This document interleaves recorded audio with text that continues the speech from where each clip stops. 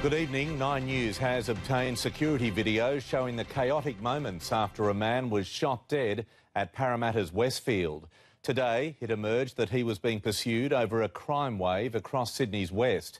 His family admits he had a troubled history, but is sad he met such a violent end.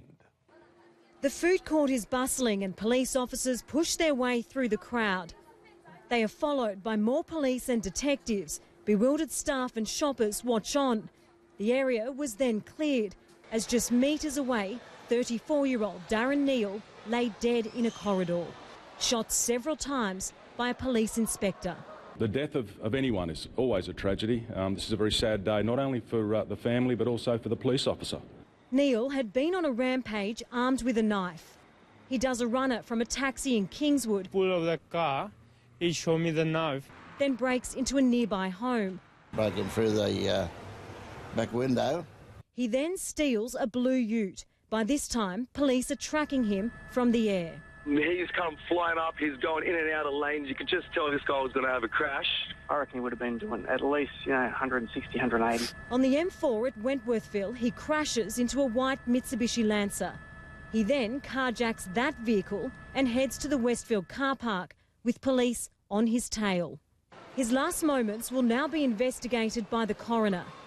But police say he was hiding in this corridor behind boxes and pulled the knife when he was confronted by the officer.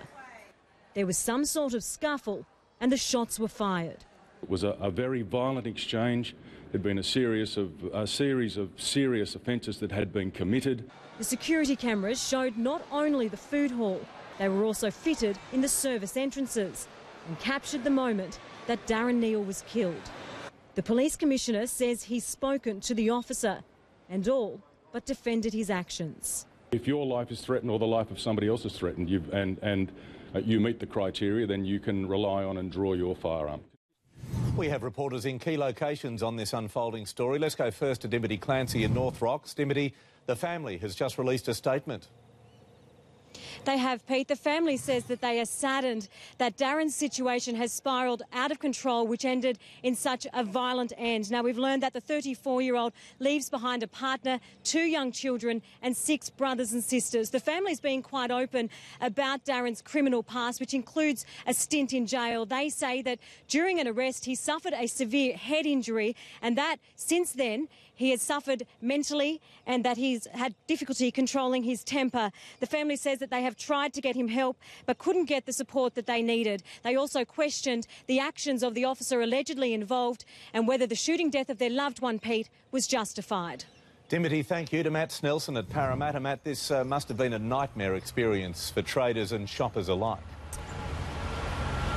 That's right, Peter. Terrifying experience, and many of the shop owners and staff who we spoke to today were still clearly shaken, having seen so many of those police officers and detectives sprint through the food court and then find out exactly what had happened just metres from the place that they work in every single day. The good news is that by about lunchtime, things were largely back to normal here.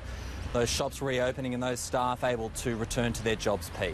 All right, Matt, thank you. Crime reporter Simon Boda is at the Sydney Police Centre tonight. Simon, you have more detail on the circumstances of the shooting itself. Well, Pete, as we've heard in Dimity's report, this all took place in a service corridor just near the food court. Now, what I understand is that the police inspector entered that corridor. Neal was hiding behind a bank of boxes. He's then allegedly lunged at the police officer. The officer has fired 1 shot. Neal has lunged at him again with the knife, and the officers fired another shot, or several shots. We understand up to 5 shots were fired. We don't know how many times Mr Neal was hit. But what we do know, and the big question everyone's asking, is why the officer didn't use his taser. Well, inspectors don't necessarily carry tasers. They are issued to first response vehicles. Very rarely does an officer of that senior rank carry a taser with him, Pete. So he resorted to the only method he had to protect himself, we understand, and that was his Glock pistol. Pete? Simon Boda, thank you.